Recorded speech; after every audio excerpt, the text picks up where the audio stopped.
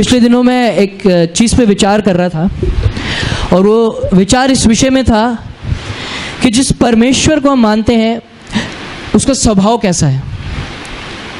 हर एक का अपना अपना एक टेम्पर है, हर एक का अपना अपना एक स्वभाव है। कोई एकदम से गुस्सा हो जाता है, कोई एकदम से गुस्सा हो जाता है, किसी को छोटी सी बात भी कर दो या किसी छोटा सा मजाक कर दो तो वो गुस्सा हो जाता है, एकदम से भाई वो एकदम से आपको जवाब दे रहा है। हर एक का अपना अपना एक स्वभाव है, ठीक है। लेकिन जिस परमेश्वर को आप मान रहे हैं या जिस ईश्वर के पीछे आप चल रहे हैं उसका क्या स्वभाव है?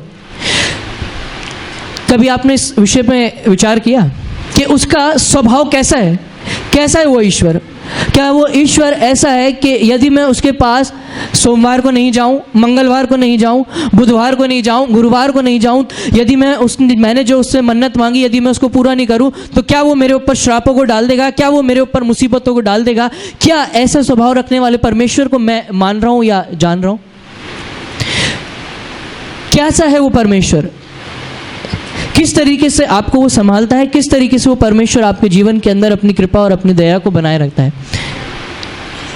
कुछ बातों को आज की सुबह हम देखेंगे और मेरे साथ निकालें परमेश्वर के वचन में से। जिनके पास बाइबल नहीं है वो एक दूसरे के साथ बाइबल को शेयर करें, ठीक है। अब मेरे साथ निकालें परमेश्वर के वचन से यूहन्ना उसका 3 अध्याय और 33 पद। यूहन्ना उसका 3 अध्याय और 33 पद। जिसने उसकी गवाही ग्रहण कर ली उसने इस बात पर छाप लगा दी कि परमेश्वर सच्चा है। जिसने उसकी गवाही ग्रहण कर ली, फिर क्या लिखा है?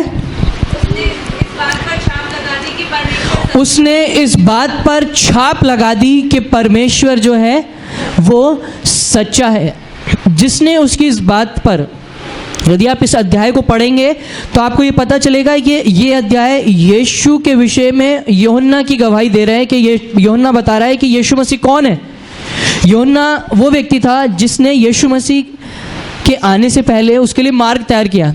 कहने का अर्थ उसने ये बताया कि भाई जो मेरे पीछे जो आ रहा है वो तुम्हारा उद्धार करेगा, वो तुम्हें तुम्हारे पापों से छुटकारा देगा, क्योंकि मेरे अंदर वो ताकत वो सामर्थ नहीं है, लेकिन मैं तो उसका प्रचार करता हूं जो आने वाला है। तो यूहन्ना इन सारी बातों को बताते हुए आगे बात कर रहा है, प्रभु यीशु मसीह की गवाही दे रहा है। और एक बात यूहन्ना बता रहा है, वो यूहन्ना की गवाही है। वो कह रहा है कि जिस परमेश्वर को तुमने ग्रहण किया है या जिसके विषय में तुम सुन रहे हो, जिसके विषय में तुमसे बात की जा रही है और जिसके बारे में तुम्हारे ऊपर छाप दी गई है, ठीक है, वो परमेश्वर कैसा है? सच्चा है। यीशु मसीह का यदि आप बात करेंगे तो यीशु मसीह ने जब जब यूहन्ना के पत्र को आप यदि सुसमाचार पढ़े वहां यीशु मसीह कहते हैं कि मैं तुमसे सच सच कहता हूं। पढ़ा ना आपने? कई बार कई हिस्सों पर जब आप पढ़ेंगे तो वहां लिखा है यीशु मसीह कह रहे हैं कि मैं तुमसे सच सच कहता हूं, मैं तुमसे सच सच कहता हूं, मैं तुमसे सच सच कहता हूं कि आज ही तू मेरे साथ स्वर्गलोक में होगा। मैं तुमसे सच कहता हूं कि जीवन की बातें मेरे पास है। मैं तुमसे सच कहता हूं कि तुम आज ही जीवन पाओ। यीशु मसीह इस बात को कह रहे हैं कि मैं तुमसे सच कहता हूं, ठीक है। और यूहन्ना इस बात को कह रहा है कि वो परमेश्वर कैसा है? सच्चा परमेश्वर। कौन गवाही दे रहा है इस विषय में? और जबकि यीशु मसीह भी पीछे पीछे उसके आ रहे हैं। यीशु मसीह का जो स्वभाव है, परमेश्वर का जो एक स्वभाव है, आज उसके ऊपर हम बात करेंगे कि वो परमेश्वर सच्चा परमेश्वर है। जिस परमेश्वर के ऊपर आप विश्वास कर रहे हैं, जिस परमेश्वर पे आपने भरोसा रखा है, वो झूठा नहीं है। गीत भी गाते हैं कई बार हम लोग गीत गाते हैं कि तू सच्चा है प्रभु, तू झूठा नहीं है। और लिखा है, यदि आप पुराने नियम के अंदर जाएंगे और पुराने नियम के अंदर आप किताब पढ़ेंगे, गिनती की किताब में लिखा है कि परमेश्वर जो है वो सच्चा है। वो मनुष्य नहीं है कि वो झूठ बोले। वहाँ लिखा है कि वो मनुष्य नहीं कि वो झूठ बोले और अपनी बात से वो मुकर जाए। परमेश्वर कभी अपनी बात से मुकरता नहीं है, क्योंकि उस प्रभु यीशु मसीह ने जो कहा वो सच कहा। कितने लोग हैं जो कई बार वादा करके मुकर जाते हैं, ठीक है, हम भी हैं उसमें, हम सब उसमें शामिल हैं। हम कई बार किसी से वादा करते हैं कि भाई ठीक है हम ऐसा ऐसा कर लेंगे, लेकिन जब कभी वो चीज़ हमारे सामने आती है तो हम एकदम से मुकर जाते हैं। ये हमारे स्वभाव में आ गया है, ये स्वभाव के अंदर हमारे आ गया है कि हम अपनी बातों के अंदर पलट जाते हैं, हम झूठ बोलने लगते हैं, हम इन सारी बातों को मानते नहीं जो जिससे हम वादा करते हैं, हम उन वादों को भूल जाते हैं। ये हमारे स्वभाव में आ गया। स्वभाव आया कहाँ से? ये स्वभाव कहाँ से आया? ये परमेश्वर का स्वभाव तो नहीं है। क्या ये परमेश्वर का स्वभाव है? नहीं, ये परमेश्वर का स्वभाव नहीं है। परमेश्वर का स्वभाव तो कह रहा है कि मैं तो सच्चा हूं। ये स्वभाव हमें कहां से मिला? अभी जब वंशावली पढ़ रहे थे, कहां से शुरू हुई थी वो वंशावली? आदम से। आदम ने क्या किया? बोले, आदम ने पाप किया और उस पाप के कारण क्या हुआ? मृत्यु आई। आदम के पाप के कारण आपके जीवन के अंदर क्या आ गई? मृत्यु। सबसे ज़्यादा इंसान डरता किससे है? सबसे ज़्यादा मृत्यु से डरते हैं ना भैया। अगर मैं अभी मर जाऊं तो अरे मेरे परिवार का क्या होगा, अरे अगर अभी मुझे कुछ हो जाएगा तो मेरी वो जो प्रॉपर्टी वहाँ रखी है उसका क्या होगा, है क्या होगा। सबसे अधिक डर यदि मनुष्य को हो तो वो मृत्यु से। लेकिन परमेश्वर का धन्यवाद हो जिसने यीशु मसीह को, उस सच्चे परमेश्वर को पहन लिया है, उसके स्वभाव को पहन लिया है। वो उस मृत्यु से नहीं डरता, वो उस मृत्यु से कभी नहीं डरेगा। एक बार एक परमेश्वर के सेवक थे और उनसे पूछा गया कि भाई, वो बहुत अधिक बीमार थे और बिस्तरे पे पड़े हुए थे और धीरे धीरे वो आराधना कर रहे थे। अभी की सच्ची घटना बता रहा हूँ। अभी जब हम दिल्ली गए थे, गवाही एक परिवार से आई और प्रभु के सेवक थे, वो बहुत अधिक बीमार हो गए थे। उनके जो अंदरूनी जो पार्ट्स थे, जो अंदर के जो उनका सिस्टम था, उसने काम करना करीब बंद कर दिया था। और मृत्यु से कुछ माह पहले, कुछ महीने पहले उन्होंने परमेश्वर के वचन को खूब बांटा। उन्होंने इतना परमेश्वर के वचन को बांटा कि जो वार्ड में जो नर्स आती थी, जो उन्हें देखने आते थे लोग, वो उन तक को वचन बांटते तो कहते रहे यार ये तो आपकी हालत नहीं खराब है, आप तो भी आप में इतनी हिम्मत है कि आप प्रभु के वचन को बांट रहे हैं। बोले ये ताकत मुझे परमेश्वर ने दी। उन्होंने डॉक्टर साहब कह रहे कि आप तो आज अपने मतलब ऐसे समय में है कि आपका कभी भी प्राण आपके शरीर से छूट सकता है और तब भी आप प्रभु के वचन को बांट रहे हैं। उन्होंने एक बात कही कि मुझे अब मृत्यु का भय नहीं रहा। बोले मैं तैयार हूँ, आई एम रेडी, मैं तैयार हूँ कि यदि ये प्राण मेरे शरीर से भी चले जाएं तो मैं सृष्टिकर्ता से ही अपने मुलाकात करूँगा। परमेश्वर का स्वभाव है कि वो परमेश्वर सच्चा, जब वो आपके अंदर आ जाता है तो वही स्वभाव आपका भी प्रकट होने लगता है। तब आप सामने वाले के दुख के अंदर ये नहीं देखेंगे अरे आज दुखी है छोड़ो, अपन मुंह फेर के चले जाते हैं। तब आपके अंदर दिल में एक दर्द होगा कि नहीं, मैं आज इसके पास जाता हूँ। क्या कहना चाहता है परमेश्वर? जब हम चिंता और बोझ से दबे हों, परमेश्वर का वचन कहता है I will give you rest, मैं तुम्हें शांति दूंगा, मैं तुम्हारे बोझ को उतार दूंगा। मती उसका 11 अध्याय और 28 पद के अंदर क्या लिखा है? पढ़े। मती उसका 11 अध्याय और उसका 28, बहुत चित परिचित पद है और हम सबको ये मुंह जवानी भी याद हो जाना चाहिए। मती 11 अध्याय 28 पद। जिसके पास बाइबल नहीं है उन्हें दिखाएं। हाँ ज्योति बोलो। Very good. हे बोझ से दबे लोगों मेरे पास आओ, मैं तुम्हें विश्राम दूंगा। और क्या लिखा है नीचे? कि मेरा जुआ उठा लो, क्योंकि मेरा जुआ क्या है? सहज है, मेरा बोझ जो है वो हल्का है। तुम उसको उठा लो तो तुम अपने मन में विश्राम पाओगे। कहां पाओगे? मन में। लोग आपको कहां विश्राम देने आते हैं? बाहरी रूप में। लोग आपके कंधे के ऊपर हाथ रख के चले जाएंगे। लोग आपकी परेशानियों में, आपकी चिंताओं में, जब आप उदास बैठे हैं, आपका चेहरा बिल्कुल उदास है, आप मन के अंदर ग्लानि महसूस कर रहे हैं कि अब कैसे होगा, मैं कैसे आगे बढ़ूंगा। हे परमेश्वर मेरी तो इतनी सी सैलरी है, हे परमेश्वर मेरा तो छोटा सा घर है, हे प्रभु आज मेरे पास खाने के लिए केवल इतना आटा बचा हुआ है, मैं कैसे आगे बढ़ूंगा। लोग केवल आपके कंधे के ऊपर हाथ रख के चले जाएंगे। लेकिन यीशु मसीह का वादा है, क्योंकि उसका जो स्वभाव है वो सच्चा है, वो कहता है कि मैं तुम्हें मन में विश्राम दूंगा। ऐसा ही नहीं कि परमेश्वर आपसे झूठ बोल देंगे। प्रभु कहता है कि मैं तुम्हें मन में विश्राम दूंगा। एक छोटी सी कहानी आपको सुनाता हूँ।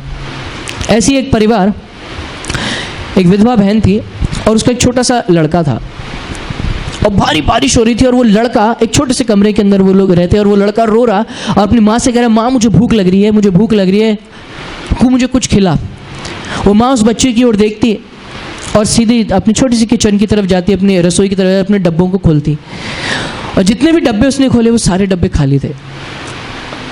उसमें इतना सा अन्न का दाना नहीं था कि वो अपने उस भूखे बच्चे को उस भारी बारिश के अंदर कुछ खिला पाए। अचानक कुछ देर के अंदर उस बहन के कमरे की तरफ कोई व्यक्ति आता है और उस आहट को सुनती है और गेट पे नॉक होती है, गेट कोई खटखटाता है। तो वो पूछती है भाई कौन है?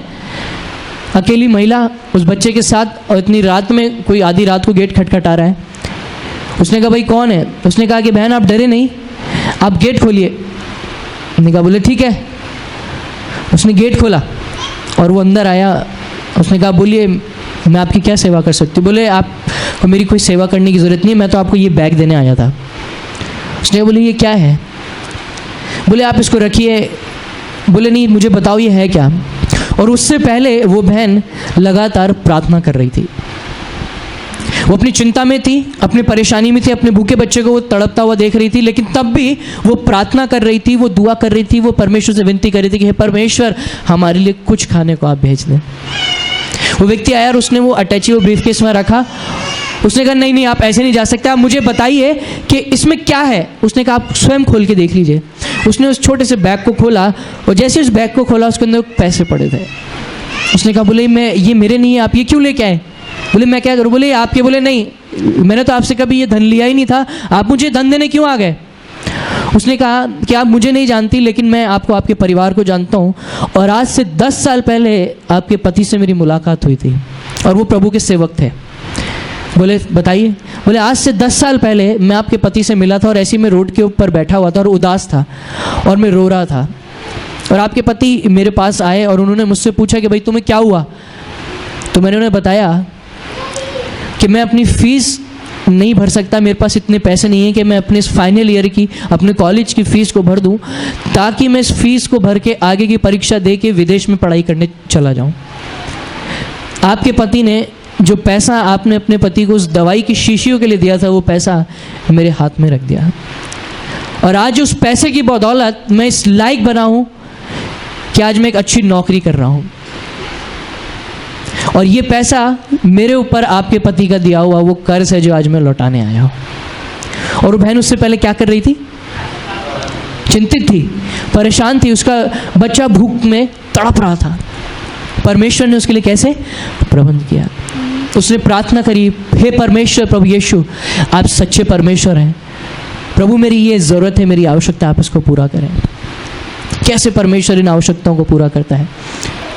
परमेश्वर का ये स्वभाव है, जब आप चिंता में होते हैं परमेश्वर कहते हैं कि मैं तुम्हें मन में विश्राम दूंगा, तुम्हें शांति दूंगा। आज इस स्थान पे जितने भी लोग बैठे हैं, किसी न किसी के जीवन में कुछ ना कुछ उथल पुथल है। कोई परिवार के अंदर बीमारी को लेकर परेशान है, कोई आर्थिक परिस्थितियों को लेकर परेशान है, कोई अपनी चिंता को कोई इस बात की चिंता को लेकर परेशान है कि कल क्या होगा, कोई इस बात को लेकर परेशान है कि मेरे शरीर की ये जो पीड़ा है ये किस तरीके से जाएगी, कोई परिवार के झगड़ों को लेकर परेशान है। हर एक जन जो इस समय इस स्थान पे बैठा है वो कुछ ना कुछ परेशानी को लेकर इस स्थान पे बैठा है या नहीं बैठा। मैं आपसे आपकी परेशानी नहीं पूछ रहा, लेकिन प्रभु का सेवक होने के नाते इतना जानता हूं कि आप जो इस स्थान पे बैठे हैं, हर एक के जीवन में कुछ ना कुछ परेशानियां हैं, लेकिन प्रभु का वचन कहता है कि मैं तुम्हें मन में विश्राम दूंगा। और यशाया 54 अध्याय 13 पद, जल्दी से निकाल के कोई पढ़ दे तेजी के साथ। 54 उसका 13 पद, यशाया 54:13, जल्दी से पढ़े। तेरे सब लड़के यहोवा के सिखलाए हुए होंगे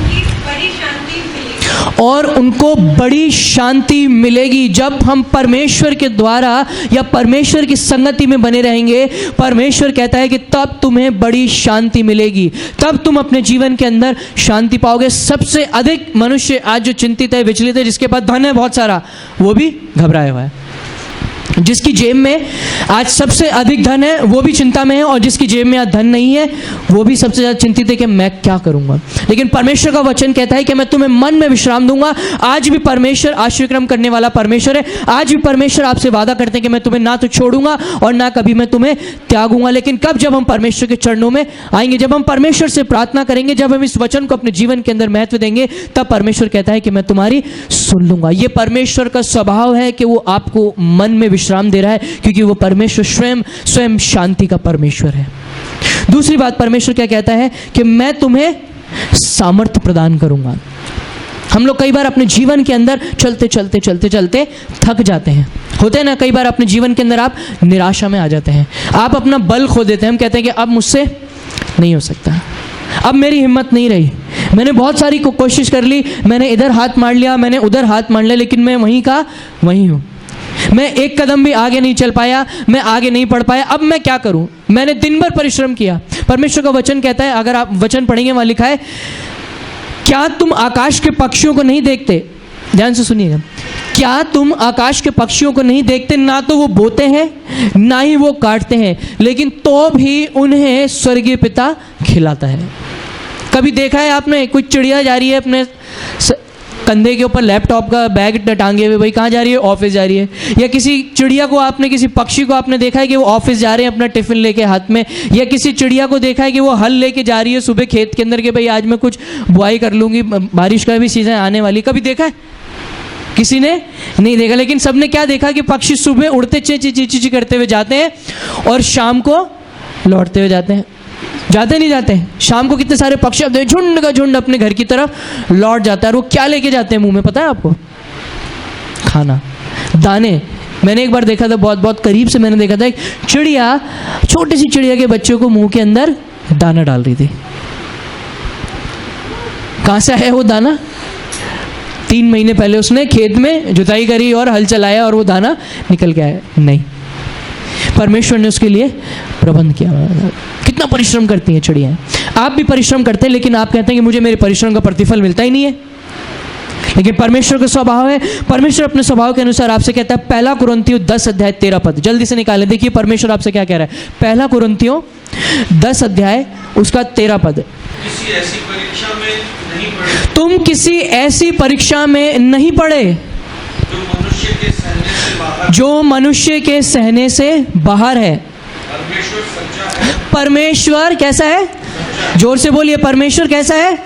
सच्चा है। आगे, तुम्हारे सामर्थ्य से बाहर परीक्षा में न पड़ने, वो तुम्हें तुम्हारी सामर्थ्य से बाहर परीक्षा में नहीं पड़ने देगा, वरन समीक्षा के साथ विकास भी करेगा कि तुम सह सको। उसमें से तुम्हें निकालेगा भी, ठीक है, और ऐसे पड़े नहीं रहने देगा कि तुम उसे सह ही नहीं सको।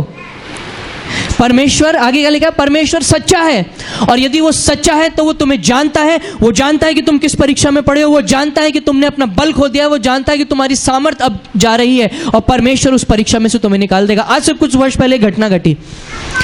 एक परिवार था और वो परिवार अपने कमरे के अंदर बैठा हुआ था और अचानक कुछ हमलावर उस परिवार के अंदर घुस गए और उन सबके कान के ऊपर उन्होंने बंदूक रख दी। धड़ाधड़ एकदम से गेट्स में से आए और उन्होंने लेके उसके कान के ऊपर बंदूक रख दी। तो परिवार घबरा गया, छोटे छोटे बच्चे रो रहे, देख रहे, अरे ये क्या हो गया? अचानक से ये कौन लोग आ गए? और उन्होंने मुंह पे अपने मास्क पहना हुआ और कह रहे, बोले आज हम तुम सबको मार देंगे। उन्होंने कहा, बोले बोलो तुम्हारी क्या आखिरी इच्छा है? बोले आज हम तुम्हें मार देंगे। बोले भैया हमारी तो एक ही आखिरी इच्छा है। बोले क्या? बोले बस आप हमें थोड़ा सा समय प्रार्थना करने के लिए दे दो। और वो एक अच्छा विश्वासी परिवार। बोले क्या होगा तुम्हारी प्रार्थना से? बोले क्या है ये सब कुछ? बोले नहीं हम तो तुम्हें मार देंगे। बोले बस हमें बोले प्रार्थना करने का समय। उन्होंने कहा चलो ठीक है तुम प्रार्थना करो। वो परिवार प्रार्थना करने लग गया। ठीक है, ध्यान से सुनिएगा। प्रार्थना करा, प्रभु से प्रार्थना किया, प्रभु आप हमें संभालें, अपनी आशीष दे प्रभु, ये हमारे जीवन का अंतिम समय, आज हम अपने शरीर को, प्राण को, सब कुछ छोड़ देंगे, सब कुछ हमारे जीवन सब समाप्त हो जाएगा। 20 मिनट उस परिवार ने लगातार प्रार्थना करी और जैसे ही उस परिवार ने क्या बोला, हम प्रार्थना के बाद क्या बोलते हैं? जोर से बोले, क्या बोलते हैं? जैसे उस परिवार ने आमीन बोला और देखा आसपास कोई भी नहीं। ये सत्य घटना है, बता रहा हूँ आपको। तो परिवार चौंक गए, अरे बोले भी तो इतने सारे लोग खड़े थे, हमारे कान के ऊपर बंदूक लगा, इतनी बड़ी बड़ी बंदूकें लेके खड़े थे, ये सब कहाँ चले गए? बड़ा हैरत। 3 महीने बाद उस परिवार का मुखिया एक गांव के अंदर जाके यीशु मसीह का प्रचार कर रहे थे और ऐसी बड़ी सी चौपाल बनी, तो खड़े होकर प्रचार कर रहे थे कि परमेश्वर प्रभु यीशु मसीह जो है आपके पापों के लिए मारे गए, आपके लिए गाड़े गए, आपको जीवन में शांति दे रहे हैं। उन्होंने प्रभु यीशु मसीह का वचन वहाँ शेयर किया। बोले कितने लोग हैं जो वाकई में प्रभु यीशु मसीह को ग्रहण करते हैं? आपको बस शॉर्ट में बता रहा हूँ। एक हाथ खड़ा हुआ। बोले हाँ बोलो क्या है? बोले मुझे कुछ कहना है। बोले क्या? बोले भैया हम तो यहाँ प्रार्थना करेंगे, भाई कितने लोगों ने यीशु मसीह को ग्रहण किया? क्या आप कह रहे हो मैं कुछ कहना है? बोले हाँ। बोले मुझे कुछ कहना है। बोले ठीक है आप आइए। वो व्यक्ति मंच पे खड़ा हुआ और उसने कहा कि बोले भाई आज से 3 महीने पहले आपको ध्यान है आपके घर में कुछ हमलावर घुस गए थे, कुछ आतंकवादी घुस गए थे? बोले हाँ। बोले उनमें से एक मैं हूँ। अरे बाप रे, कह रहा बोले आप यहाँ क्या कर रहे हैं? बोले क्या हुआ? बोले मैं कुछ बताना चाहता हूँ। बोले भाई मैं तो आपसे मिलना ही चाह रहा था, आप ये बताइए कि आप हम जब प्रार्थना करे थे वहाँ कहाँ चले गए थे सारे के सारे? बोले मेरे को भी ये जानना है, आप बताइए हुआ क्या था? उसको साहब खड़ा किया गया, माइक वाइक तो था नहीं जैसे अपने पास है, वो खड़े होके कहा, बोले उस दिन जो घटना घटी वो हमारे जीवन में एक अद्भुत घटना थी। बोले उसने मेरे जीवन को बदल दिया और तब से मैंने उस सत्य परमेश्वर की ज्योति को जब से देखा है मैंने उसको अपने जीवन में ग्रहण कर लिया। बोले हुआ क्या? बोले जब आप लोग वहाँ प्रार्थना कर रहे थे, हम आपके कान के ऊपर बंदूक लगाए खड़े थे। बोले उस कमरे में इतनी गर्मी हो गई थी, इतनी गर्मी हो गई थी और इतना प्रकाश उस कमरे के अंदर आ गया था कि हम उसमें ठहर नहीं सके और हम वहाँ से सब भाग छूटे। बोले हैं, और ये बात सत्य थी। बोले हम वहाँ ठहर नहीं सके। 20 मिनट की उस प्रार्थना ने उस परिवार के जीवनों को बचा लिया। कहाँ से वो बल आया, कहाँ से वो सामर्थ आई? परमेश्वर का वचन कहता है कि तुम किसी ऐसी परीक्षा में अभी तक नहीं पड़े जो तुम्हारे सहने से बाहर है, लेकिन परमेश्वर उन परीक्षाओं में से आपको निकाल लेते हैं। कैसे परमेश्वर ने निकाला उस परिवार को? प्रभु कहता है कि परख कर देखो। भजन संहिता 34 यदि आप पढ़ेंगे 7, 8, 9 पद के अंदर यदि आप पढ़ेंगे, वहाँ लिखा है कि परख कर देखो कि परमेश्वर कैसा भला परमेश्वर है। वो भला परमेश्वर है। मेरे पास कई फ़ोन आते हैं मेरे पास।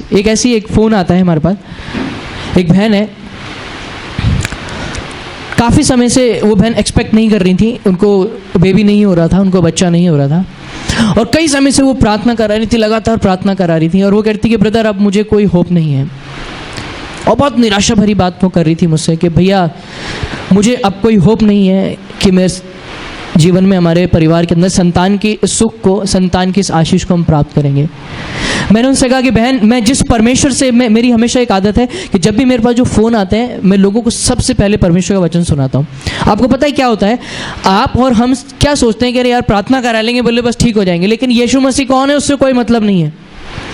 केवल प्रार्थना से मतलब है, केवल उस नाम से आपके लिए प्रार्थना हो जाए, लेकिन यीशु मसीह से किसी कोई मतलब नहीं है। कौन यीशु मसीह, किससे प्रार्थना हो रही है, उन्हें कोई मतलब नहीं है। मेरे पास फ़ोन आता है कि बोले भैया झाड़ा कर दो, बहुत दूर दूर से फ़ोन आते हैं कि बोले भैया झाड़ा कर दो। मैंने कहा हम झाड़ा नहीं करते, मैंने कहा हम यीशु मसीह के नाम से प्रार्थना करते हैं। मैंने कहा मैं प्रार्थना का झाड़ा कर दूंगा, चलो। मैंने कहा लेकिन हम प्रार्थना करते हैं। मैंने उस बहन को प्रभु का वचन बताया और मैंने उनसे कहा कि आपके पास यदि परमेश्वर का वचन है तो उस वचन को पढ़ें।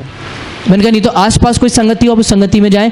उस बहन के लिए मैंने लगातार प्रार्थना करी और उस बहन ने मुझे उत्तर दिया कि आज परमेश्वर ने मुझे 3 महीने का बेबी दिया हुआ। उनके पेट में वो बेबी था, वो बच्चा उनके पेट में था। कैसे? उस परमेश्वर के वादे के अनुसार, क्योंकि मैंने उस बहन से इतना कहा था इस वचन के अनुसार कि परमेश्वर सच्चा है और वो आपको कभी टलने नहीं देगा। उसने कहा मैं तो भैया बिल्कुल, अब मुझे लग रहा है हमारा परिवार सब खत्म हो गया हमारे जीवन में। कई बार आपके जीवन में भी इस तरह की परेशानियां आएंगी और आती हैं। आपको लगेगा सब कुछ समाप्त हो रहा है, सब कुछ खत्म हो गया है, सब कुछ समाप्त हो गया, लेकिन परमेश्वर जहां सब कुछ समाप्त हो जाता है, परमेश्वर वहीं से आरंभ करते हैं। आमीन। जब आपको लगने लगता है कि अब नहीं होगा, परमेश्वर कहते हैं कि हाँ अब मैं करूंगा। आपको लगता है कि ये सब कुछ अब असंभव है, मैं निर्बल हूं, मैं असहाय हो गया हूं, मेरे पास अब कुछ भी नहीं है, आज मेरे को मेरे रिश्तेदार पूछने वाले नहीं है, आज मेरा परिवार मुझे पूछने वाला नहीं है, जब मैं बीमार होता हूं मेरे को कोई नहीं पूछता, मुझे कोई एक गिलास पानी नहीं पिलाता, तब परमेश्वर का वचन कहता है कि अब मैं तुम्हारे लिए करूंगा। परमेश्वर आपके लिए सहायक भेजना आरंभ कर देते हैं। परमेश्वर आपकी बीमारी में आपका हाथ पकड़ के खड़ा करने वाले परमेश्वर है। क्या विश्वास करते हैं? बाकी परमेश्वर आपको। एक पद और पढ़ेंगे, भजन संहिता 73 उसका 26 पद। भजन 73 पुराने नियम में मिलेगा, भजन संहिता 73। जल्दी पढ़िए, जल्दी निकालिए, फटाफट निकाल लीजिए। भजन 73, फिर आपको तेजी से हम अंत की ओर बढ़ेंगे। भजन 73 निकाला, भजन 73 और उसका 26 पद। भजन 73 26 पढ़े, जिसको मिल जाए पढ़े।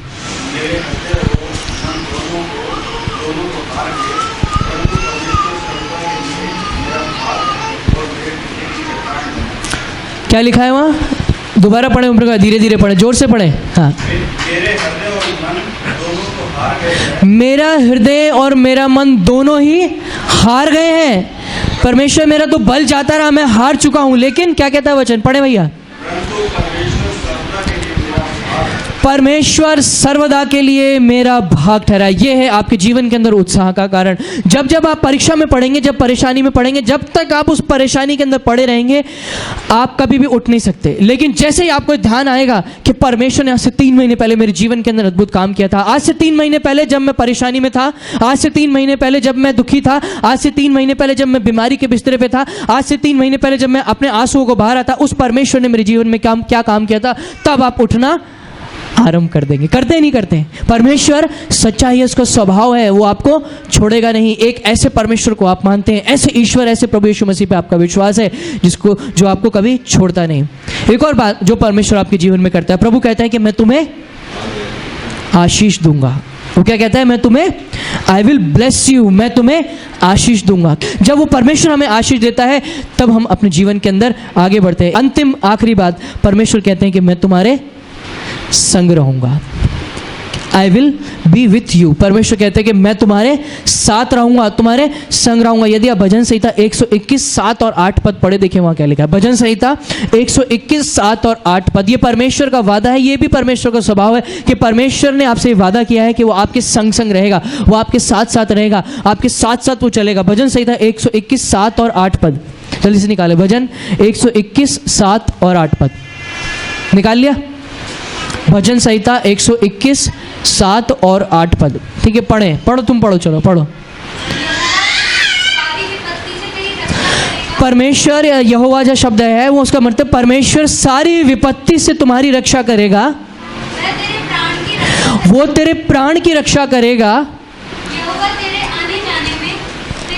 हाँ, परमेश्वर तेरे आने जाने में तेरी रक्षा अब से लेकर सदा तक करता रहेगा। जब तू रास्ते में जा रहा है, जब तू अपने काम पे जा रहा है, जब तू गाड़ी चला रहा है, परमेश्वर का वायदा है। परमेश्वर कह रहे हैं कि मैं तुम्हारे संग संग रहूंगा, मैं तुम्हारे साथ साथ चलूंगा। जब तू किसी भी काम में हाथ डालेगा तब मैं तेरे साथ रहूंगा। लेकिन कब? जब आप परमेश्वर से पूछ के इस काम को करें।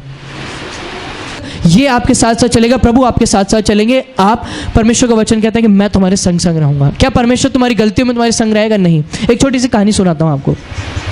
आज से कई वर्ष पहले एक अमेरिका की घटना है, एक अमेरिका की बड़ी अच्छी घटना। और एक लेडी थी, रात को 12:30 बजे वो अपनी बस से उतरी, ठीक है, ध्यान से सुनिए। रात को 12:30 बजे वो अकेली औरत, वो अकेली लेडी अपनी बस से उतरी और वो अपने घर की तरफ गली के अंदर मुड़ गई। और बताया जाता था कि अमेरिका की उस गली के अंदर सबसे ज़्यादा प्रॉब्लम ये थी कि वहाँ पे रात को कई ऐसे लोग खड़े रहते थे जो असामाजिक तत्व जिन्हें हम कहते हैं, ठीक है, जो गुंडे टाइप के होते हैं, उस तरह के लोग वहाँ पे खड़े होते थे। और वो लड़की जब जा रही रास्ते के अंदर, उसको पता था कि मैं इसमें से गुजरूंगी तो वहाँ ये जो लोग खड़े हुए हैं मेरे साथ छेड़छाड़ करेंगे, मुझे कुछ ना कुछ नुकसान ये पहुँचाएंगे। उसने क्या किया, वो प्रभु यीशु मसीह को जानने वाली थी। जैसी वो उतरी, उसने स्ट्रीट की तरफ देखा, उस गली की तरफ देखा तो खंबे पे एक आदमी खड़ा हुआ, दूर लगभग 20 मीटर की दूरी पे एक आदमी खड़ा हुआ। उसने प्रार्थना करनी शुरू करी और धीरे धीरे चलना शुरू हुई। बोले प्रभु आप मुझे यहाँ से निकाल दीजिए, परमेश्वर आप मेरी रक्षा कीजिए, प्रभु जी मैं समस्या निकाल। जैसे जैसे जैसे वो कदम बढ़ाती जा रही, वो आदमी उसके जहाँ खड़ा था वो उस आदमी के नज़दीक आती जा रही। वो जैसे उस आदमी के नज़दीक आई तो वो आदमी उसको देखता जा रहा और जैसे ही वो उसके पास से निकल गई वो पार हो गई। अगली सुबह वो जैसी घर पहुंची, उसने प्रभु को धन्यवाद दिया। अगली सुबह वो उठी, उसने न्यूज़पेपर उठाया और पढ़ा कि साहब इस गली के अंदर रात को एक वारदात होगी, किसी को वहाँ लूट लिया गया और उसकी हत्या हो गई। जिस गली से वो निकली थी उसी गली में वहाँ पे एक वारदात हो गई, किसी को लूट लिया गया जो कुछ उस पर था और उसका मर्डर कर दिया गया, उसकी हत्या कर दी गई। और वो घबरा गई लड़की, बोले क्या हुआ? और बोले एक और चीज़ नीचे लिखी थी और बोले वो अपराधी भी पकड़ा गया और वो पुलिस स्टेशन में है। वो लेडी उठी जल्दी से, बोले ये क्या हो गया? बोले रात को तो मैं भी वहीं से निकली थी और धड़धड़ाते वो पुलिस स्टेशन में पहुंच गई। उसके मन में बड़ी कुलबुलाहट, बोले ये हुआ क्या? बोले मैं भी तो रात को वहीं से निकली थी। और बोले यही आदमी खड़ा था जिसकी शक्ल है और खंबे पे उसकी फोटो किसी ने खींच दी होगी। बोले यही वो आदमी था, बोले रात को मैं इसी के सामने से निकली थी, इसने मुझे तो नुकसान नहीं पहुंचाया, ये हुआ क्या? वो धड़धड़ाती हुई सीधी वहाँ पुलिस स्टेशन में पहुंच गई और वहाँ देखा वो आदमी बंद। उसने इंस्पेक्टर साहब से कहा, बोले मुझे इससे मिलना है, मुझे 2 मिनट इससे बात करनी है। बोले नहीं हम आपको, बोले नहीं मुझे 2 मिनट बात करनी है क्योंकि इसी रात को जब ये घटना घटी उससे 10 मिनट पहले मैं भी इसी गली में सो के निकली थी। बोले इसने मुझे नुकसान नहीं पहुँचाया। बोले मैं इससे कुछ पूछना चाहती हूँ। वो गई और उससे पूछा, बोले भैया एक बात बताओ। बोले मुझे पहचाना? बोले हाँ मैं पहचान गया। बोले उस कल रात को मैं भी 15 मिनट पहले जब ये घटना घटी, बोले मैं भी वहीं से निकली थी, आपने मुझे नुकसान क्यों नहीं पहुंचाया? वो आदमी उसका चेहरा देख रहा और उसने कहा कि बोले मैं खड़ा तो इसलिए ही था कि मैं आपको नुकसान पहुंचाऊं। बोले मैं खड़ा तो इसलिए था कि मैं आपको नुकसान पहुंचाऊं, लेकिन मैं आपको नुकसान नहीं पहुंचा पाया। बोले क्यों?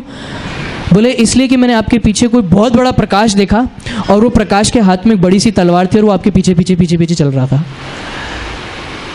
बोले मेरी हिम्मत नहीं हुई कि मैं आपको छू लूं। ये है परमेश्वर की सुरक्षा आपके लिए। परमेश्वर का वचन कहता है कि मैं तुम्हारे संग संग रहूंगा। हम लोग गीत गाते हैं ना, कई बार गाया आपने, मत डर मैं तेरे संग रहूंगा। बोले मेरी हिम्मत नहीं हुई बहन कि मैं आपको छू लूं क्योंकि आपके पीछे कोई बड़ा सा प्रकाश हाथ में तलवार लिए चल रहा था और वो परमेश्वर के सरदूतों की सेवा थी। बोले मैं आपको हाथ नहीं लगा सका। और वो लेडी आंखों में आंसू लेते हुए और परमेश्वर को धन्यवाद देते हुए लौट आई। आप में से बहुत से लोग होंगे आज के सुबह प्रियो, जो अपने जीवन में परमेश्वर के स्वभाव को नहीं पहचानते।